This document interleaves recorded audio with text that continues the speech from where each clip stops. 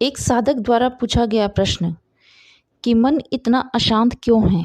इसका उत्तर देते हुए महर्षि कहते हैं, जीवन में अशांति और शांति इस बात पर निर्भर करती है कि हम जीवन को किस तरह पुकारते हैं।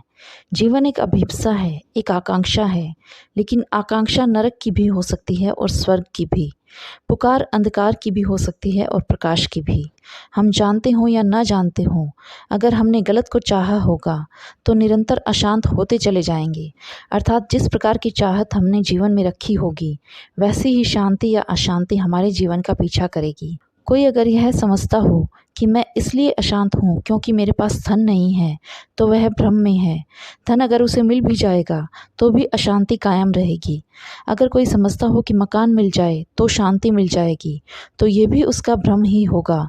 जीवन की भौतिक सुविधाएं जब आती हैं तो कितने ही प्रकार की जटिलताएं भी लाती हैं, और मन जब उलझता है तो पाता है कि जिसे हमने शांत समझा था वह मन तो फिर से अशांत है। यह सुविधाएं क्षणिक सुख दे सकती हैं, लेकिन ऐसा जीवन फिर से अशांति की तरफ लौट जाता है। कुछ पाकर भी खोजता रहता है कि कुछ और मिल जाए, और ये कुछ और की खोज चलती ही रहती है। जब तक धन नहीं था, मकान नहीं था, कम से कम एक राहत थी, एक कारण था कि मनुष्य इसलिए अशांत है कि धन नहीं है, मकान नहीं है। और जब मकान और धन मिल जाता है तब वह राहत भी, वह कारण भी छिन जाता है, और अशांति तब भी बनी रहती है। तब प्राण और भी बेचैन हो जाते हैं। दरअसल शांति मनुष्य का लक्ष्य नहीं होना चाहिए। अशांति को मिटाना सीधा संभव है ही नहीं। अशांति सूचना है इस बात की कि जीवन उस दिशा में जा रहा है जहां जाने के लिए वह पैदा नहीं हुआ है, और शांति खबर है इस बात की कि हम चल पड़े हैं उस मंदिर की तरफ जो कि जीवन का लक्ष्य है। एक आदमी को अगर बुखार है तो शरीर गर्म होगा, और इस शरीर की गर्मी बीमारी नहीं है।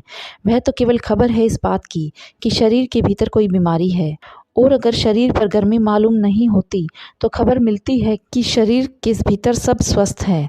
तो अगर कोई शरीर को बाहर से ही ठंडा करने में लग जाएगा तो स्वास्थ्य और बिगड़ जाएगा। उसी प्रकार अशांति ज्वार है, एक गर्मी है जो चित्त पर गिर जाती है और खबर देती है कि तुम प्राणों को वहां ले जा रहे हो जहां नहीं लेकर जाना है। इसलिए अशांति को खत्म मत कीजिए, बल्कि अशांति को समझिए और अशांति के कारणों का गहराई से निरीक्षण कीजिए, ताकि जीवन को बदला जा सके। और जीवन बदलने पर शांति का आगमन अपने आप हो जाता है। जैसे कोई व्यक्ति किसी बगीचे की तरफ घूमने निकले, वह जैसे ही बगीचे के पास पहुंचने लगता है, वैसे ही ठंडी हवाएं उसे घेरने लगती हैं। उसे आभास हो जाता है कि मैं बगीचे के पास पहुंच गया हूं। उसी प्रकार शांति परमात्मा के पास पहुंचने की खबर है, और अशांति खबर है परमात्मा की तरफ पीठ करके चलने की।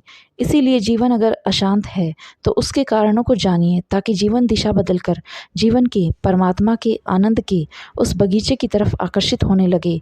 उसका संगीत, उसकी सुगंध आपको अपनी ओर खींचने लगे।